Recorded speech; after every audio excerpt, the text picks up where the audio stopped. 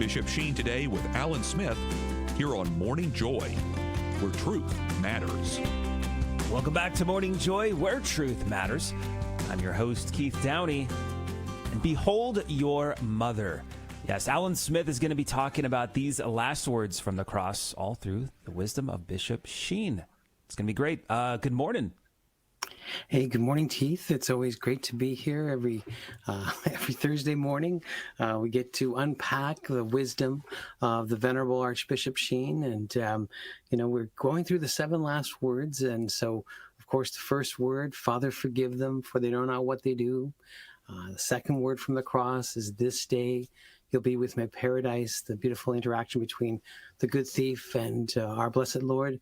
But today we come to that moment where he says those words, behold your mother, behold your mother. And, what does that mean? What does that mean? And how can it even help me during this holy season of Lent? We kind of, I'm not saying we're at hump day yet, or we're kind of halfway, but we're just kind of, I think, kind of struggling together saying, yeah, it's not the beginning, but it's kind of, and so who better to save the day than the Blessed Virgin Mary?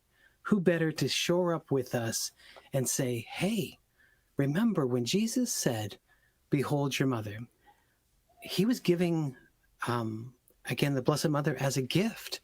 And I think this is where we have to really take from these words. It's all gift. It's all gift. She became our mother. Yes, Jesus was her firstborn. The Bible says so. But St. John was her secondborn through a spiritual adoption. St. Mark her third, St. Peter her fourth, and we her millionth and millionth born. So I think that's what we have to take away. She's a gift, and that we need to just not ignore her, but incorporate her into our life. And that's the hardest part sometimes. We're talking about forgetting Jesus, with that, like our whole day goes by and we say, oh, the Lord, I forgot the Lord. But sometimes we forget his mother too. You'd hate to think we'd forget our mother, but sometimes we do. So behold, I always think the word is broken in two. Be the man God has called you to be the daughter God has called you to be, and hold on to her. Hold on to her. So let's take that away from these words, behold. Take her into your life.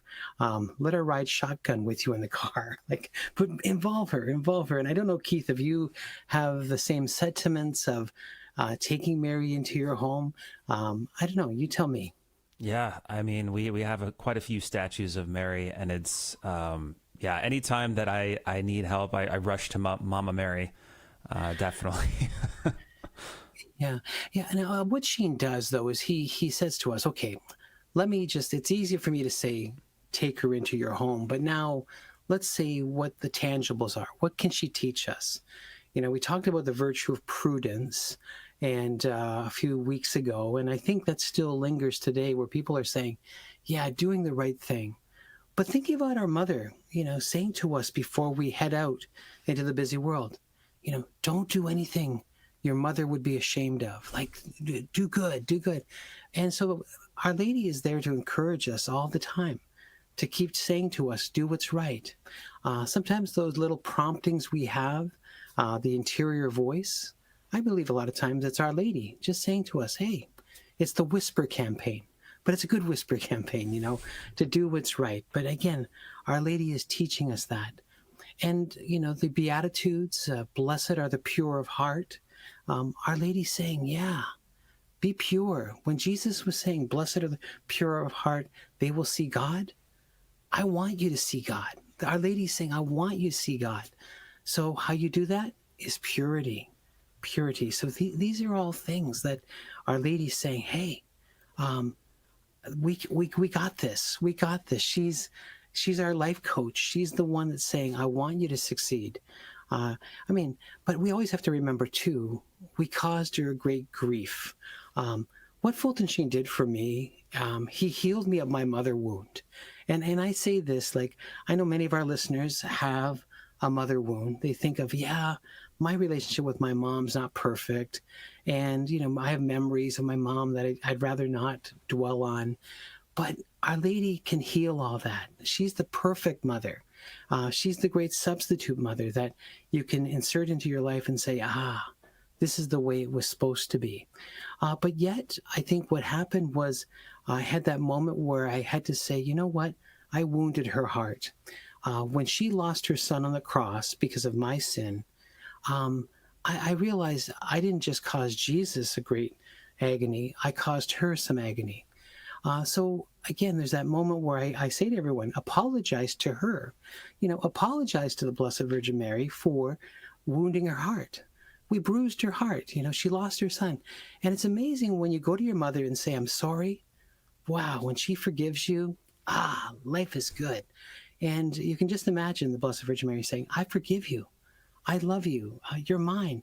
Yeah, come to me, and like you say, just let's have this relationship again. So I always say during this Lent, spend a little bit of time with Our Lady, and reconcile with her. And strategize with her, and she'll teach us how to say, okay, you messed up. That's okay, but we're going to now get you on the right track, and so that you're going to come home every day, and I'm going to be a happy mom, and you're going to be a happy son, a happy daughter.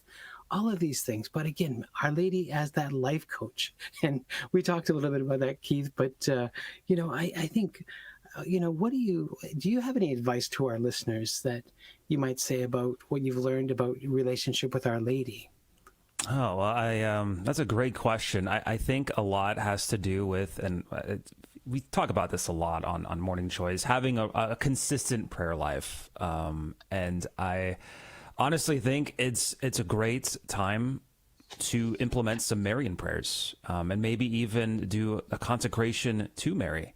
Would you also recommend that too, Allan? Yeah. Whenever I give parish missions, I always bring the full complement of books by Saint Louis de Montfort. And again, it's that total consecration to Jesus through Mary. And I think he tells us this, again, she is the way to Jesus. And I think a lot of people have a struggle to say, well, can't I just go to Jesus directly? Like, can't I just do that? But it's that whole idea that God used Our Lady to bring us Jesus. She was the instrument, and so she's really good at it. So it's proven. It's a proven commodity. So let's go to Jesus through Mary. And yet, it's better to do it with help. Sometimes if we're just relying on our own power to come to Jesus, we drift away. We want, but she keeps us on track. So she's beautiful. And she's that holy example that we need. So I always recommend the consecration, to Jesus through Mary, through St. Louis de Montfort. Now there's other beautiful ones too. St. Maximilian Kolbe, his program's beautiful, and other saints have recommended these consecrations. But again, become a good son, a dedicated son, a good daughter, a faithful daughter. Like, it's this whole idea of just being good children. We are children of God, and we have a great mother. So let's be good kids. Let's be good kids. But consecrating yourself. And when you do, the consecration to Jesus through Mary, you start to understand that you become a slave to Our Lady. And that could be scary. That could be scary to say, what, you want me to be a slave to the Blessed Virgin Mary, where she has power over all my possessions? Hey, it's a good thing. I always say it's a good thing, because when you're a slave, you give up all your rights. You do, because you have a good master, but you even give up your right to worry. So all that worry, all that anxiousness you have, you give that up, because again, you have a great master. You're a slave, and your master's going to take care of you. You don't have to worry anymore. So let us, again, cast our burdens upon the Lord. Let us share our burdens with Our Lady. She takes them in. She of course, when we give her our intentions, we present them to her, and she says, okay, I'll add to it. The mother's recipe. So we need to go to Mary. And of course, we talked about going to St. Joseph just yesterday, and a beautiful feast we just celebrated. Go to Joseph. And so I say, go to Joseph, but go to Mary. And they'll both bring you to Jesus, their son. So we can't lose. We can't lose. But again, those words from the cross, behold your mother. Be a good son, be a good daughter, and hold on to her. And so that's the advice today here on Morning Joy, is to, hold on to her, and life will be good. Amen. Now, would you say adoration would also be a good place to encounter Mary? Yeah. Well, I always found that when I read my Bible, wherever Jesus is, she's there. She's always there. She was there at Bethlehem. She was there in Egypt. She was there in Nazareth. She was there in the temple. She was there at the cross. She's always there. So she's there in adoration. She's there. She's there. So wherever Jesus is, you'll find Our Lady. And, and I think this is what Fulton Sheen did so well. Like he made 30 trips to Lourdes, many trips to Fatima. He was always weaving her into his life. In fact, his Episcopal motto, when you become a bishop, you have that little slogan on your coat of arms. And his Episcopal motto was Da per mater me venere.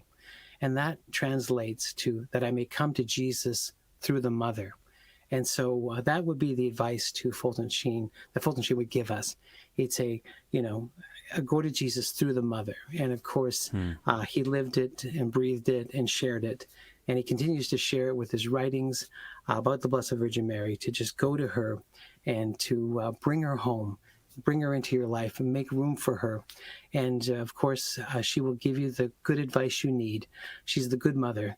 But let us remember, don't do anything that our mother would be ashamed of. So let's be good. Let's be good during Lent. Let's have a good resolve and trust in the Lord. Trust in the Lord. That's right. It's a very low bar, right? Yes. We can do it. We can all do it. Thank you so much, Allan. And for those out there listening, you want more of Allan Smith, make sure these are 2 sites. They're in the show notes, but we've got bishopsheentoday.com and then holyfacemiracle.com. Incredible stuff. Thank you so much again, Allan. We'll see you in the after show clubhouse. And that does it for the first hour of Morning Joy, where truth matters.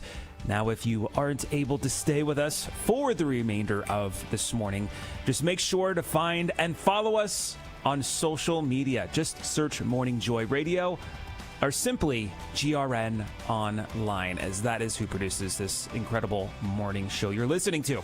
But coming up tomorrow, we're going to be joined by, of course, the amazing, incredible Julie Carrick on Notes of Truth to help prepare us for the weekend.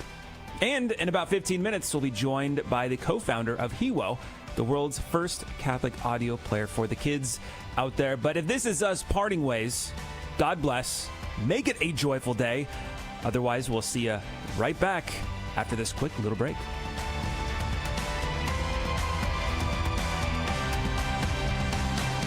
This has been Morning Joy, where truth matters, hosted by Keith Downey. Take some joy with you today. Visit grnonline.com/joy to listen again, share a segment, or answer the question of the day.